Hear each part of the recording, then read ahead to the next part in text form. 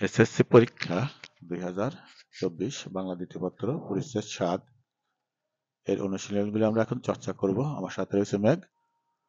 প্রথম প্রশ্ন হচ্ছে, বাক পতঙ্গের ঠিক যে জায়গায় বাতাস বাধা পেয়ে ব্যঞ্জন ধ্বনির সৃষ্টি হয় সেই জায়গাটি হলো ব্যঞ্জন বর্ণের উচ্চারণ স্থান। চমৎকার। পরের প্রশ্ন, দন্ত ব্যঞ্জন ধ্বনির মুখ্য বাক পতঙ্গ কোনটি? আলজিভ। চমৎকার। 3 নম্বর প্রশ্ন, কোন ব্যঞ্জন ধ্বনি উচ্চারণের সময় জিভের ডগা উপরের পাটির দাঁতের গোড়ার সঙ্গে লেগে বায়ুপথে বাধা সৃষ্টি করে? দন্তমূলীয় ব্যঞ্জন। চমৎকার।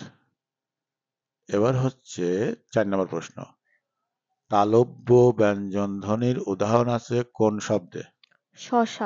শস্যা। পার্শ্বিক ব্যঞ্জন ধ্বনির উদাহরণ কোনটি? ম। চমৎকার। কোনটি তাড়িত ব্যঞ্জনের উদাহরণ? র।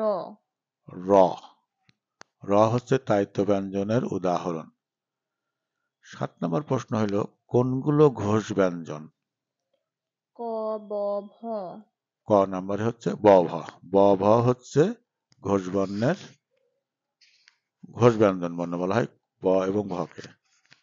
8 নাম্বার, ফুসফুস থেকে নির্গত বায়ু প্রবাহ কম থাকলে সেগুলোকে কি বলে? অল্প প্রাণধ্বনি। চমৎকার। কম্পিত ব্যঞ্জনের উপস্থিতি আছে কোন শব্দে? হঠাৎ। ওকে। এরপরে আছে উচ্চারণ স্থান অনুযায়ী স কেমন ধ্বনি?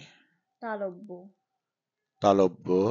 প্রিয় পরীক্ষার্থীবৃন্দ, তোমরা যদি এই সমস্ত টিক চিহ্নগুলো বারবার প্র্যাকটিস করো, এর ভিতর থেকে পরীক্ষায় কমন আসবে। সবাইকে ধন্যবাদ। ইনশাল্লাহ।